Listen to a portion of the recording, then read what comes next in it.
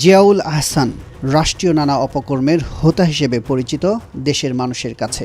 Major general পদ থেকে চাকরিচ্যুত এই সামরিক কর্মকর্তা 2009 সালেও ছিলেন মেজর পদমর্যাদায়।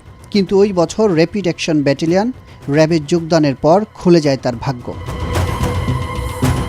আওয়ামী লীগ সরকার ক্ষমতায় আসার এক বছরের মাথায় 2009 সালে মেজর জিয়াউল আহসান নিয়োগ পান র্যাব 2-এর ভাইস ক্যাপ্টেন হিসেবে। ওই বছর 27 আগস্ট লেফটেন্যান্ট কর্নেল হিসেবে পদোন্নতি পেয়ে র্যাবের গোয়েন্দা শাখার পরিচালকের দায়িত্ব পান তিনি। 3 বছরের ব্যবধানে 2013 সালে ফের পদোন্নতি পেয়ে কর্নেল হন জিয়াউল আহসান। দায়িত্ব পান র্যাবের অতিরিক্ত মহাপরিচালক অপারেশন পদে। বিরোধী দল ও মতের বিরুদ্ধে তার আগ্রাসী ভাবের কারণে সরকার তাকে ফের পদোন্নতি দিয়ে ব্রিগেডিয়ার জেনারেল হিসেবে জাতীয় নিরাপত্তা গোয়েন্দা NSI-এর ইন্টারনাল অ্যাফেয়ার্স পরিচালক হিসেবে নিয়োগ দেয়। 2017 সালে ব্রিগেডিয়ার জেনারেল আহসানকে প্রতিরক্ষা গোয়েন্দা মহাপরিদপ্তর DGF-এর অধীনে NTMC-র পরিচালক হিসেবে নিয়োগ দেয় সরকার। 2022 সালের 21 জুলাই NTMC-র মহাপরিচালক পদ তৈরি করে জিয়াউলকে মেজর জেনারেল হিসেবে পদোন্নতি দিয়ে ওই পদে বসানো হয়। ওই পদে থাকা অবস্থায় গত 6 আগস্ট তাকে চাকরিচ্যুত করা হয়। তথ্য ও যোগাযোগের ডেটা পর্যবেক্ষণ, সংগ্রহ ও রেকর্ড করার পাশাপাশি ইলেকট্রনিক যোগাযোগ যেমন ফোন কল, ইমেইল ও সোশ্যাল মিডিয়ার নজরদারি করে থাকে NTMC।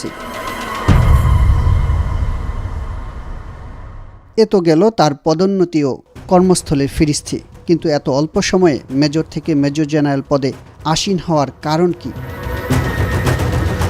র্যাবের কর্মকর্তা হিসেবে নিয়োগ পাওয়ার পর থেকেই জিয়াউল আহসান বিরোধী দল ও মতের মানুষকে গুম ও খুনের অন্যতম সৈনিক হিসেবে নিজেকে প্রতিষ্ঠিত করেন। তার বিরুদ্ধে অভিযোগ রয়েছে 2009 থেকে 2015 সাল পর্যন্ত বিএনপি জামাতের কয়েক শতাধিক নেতাকর্মীকে খুন ও গুমের।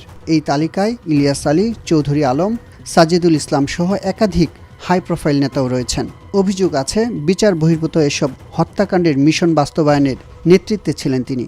এছাড়া ব্যক্তিগত দ্বন্দ্বের কারণেও অনেককে ধরে নিয়ে নির্যাতন ও খুন করা হয়েছে। আর এসব আটক ব্যক্তিদের বড় অঙ্কের অর্থের বিনিময়ে ছেড়ে দেওয়ার অভিযোগও রয়েছে। জিয়াউল আহসানের বিরুদ্ধে খুন ও গুমের পাশাপাশি ব্যক্তিগত ফোন কলে আড়িপাতা সহ বিভিন্ন বিতর্কিত কর্মকাণ্ডের অভিযোগ রয়েছে। NTMC-তে দায়িত্ব পাওয়ার পর জিয়াউল আহসান বিরোধী দলীয় হাই প্রোফাইল নেতা সহ আইন শৃঙ্খলা বাহিনীর সদস্যদের ব্যক্তিগত ফোনালাপ রেকর্ড করতেন এবং ব্যক্তিগত ফোন কল ফাঁস করে তা বিভিন্ন টেলিভিশনের মাধ্যমে প্রচার করার অভিযোগ রয়েছে তার বিরুদ্ধে। DGF-এর অধীন NTMC-তে কর্মরত অবস্থায় এসব করেছেন তিনি। কোটা সংস্কার আন্দোলনের সময় মোবাইল ইন্টারনেট ও ব্রডব্যান্ড ইন্টারনেট সেবা বন্ধে তৎকালীন তথ্য প্রযুক্তি প্রতিমন্ত্রী জুনায়েদ আহমেদ পলকের সাথে চাকরিচ্যুত মেজর জেনারেল জিয়াউল আহসানের সম্পৃক্ততার অভিযোগ রয়েছে।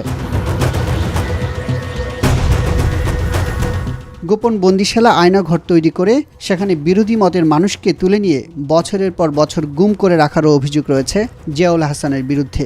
আইনশৃঙ্খলা বাহিনীর হাতে আটকের পর আয়নাঘর তৈরি এবং 2013 সালের 5 মে রাজধানীর শাপলা চত্বরে হেফাজত ইসলামের নেতাকর্মীদের ওপর আক্রমণ ও হত্যায় জড়িত থাকার কথা স্বীকার করেছেন বলে জানিয়েছে পুলিশ সূত্র। 2014 সালে নারায়ণগঞ্জে আলোচিত 7 খুনের ঘটনায় সম্পৃক্ততার অভিযোগ উঠেছিল কর্নেল জিয়াউল আহসানের বিরুদ্ধে। সেই সময় র্যাবের অতিরিক্ত মহাপরিচালক ছিলেন তিনি। ওই সময় হাইকোর্টের নির্দেশে গঠিত জনপ্রশাসন মন্ত্রণালয়ের তদন্ত কমিটি তাকে জিজ্ঞাসাবাদও করেছিল। এতে তার সম্পৃক্ততা পাওয়া গেলেও তৎকালীন সরকারের আস্থাভাজন হওয়ায় জিয়াউল আহসানের কোনো বিচার হয়নি বলে অভিযোগ রয়েছে।